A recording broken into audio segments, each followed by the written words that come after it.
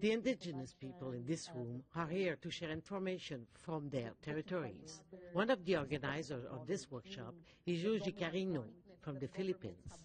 Indigenous peoples are the best source of this information, and we are currently helping each other on community monitoring systems so we can assess the state of biodiversity, the state of our knowledge and languages, issues of poverty and food security, and we are learning from each other how we generate the data and evidence about these situations.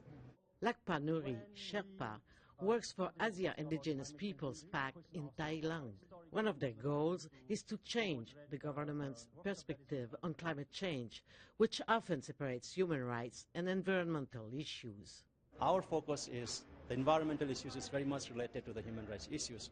For example, in the case of climate change, our rights to food, our rights to livelihoods, our rights to continue our traditional practices has been marginalized, and there are also cases where actually the policies in place are actually affecting the indigenous people's livelihoods. Tui Shortland from New Zealand works at Pacific Indigenous and Local Knowledge Center.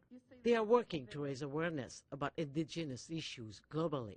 What I'm really also hopeful about now is that not only are Indigenous peoples engaging at the UN processes and saying what is wrong with what is going on at the moment, but we're also building initiatives around ending poverty, around increasing cross-cultural understandings. Carino mentioned that interesting tools also exist to inform Indigenous people of their rights. Indigenous Navigator is one tool.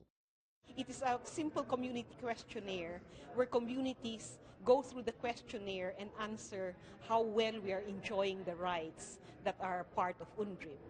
And we have found that this Indigenous Navigator is a very strong educational tool for us to assess the status of our rights and to make demands on governments who have duties to respect these rights.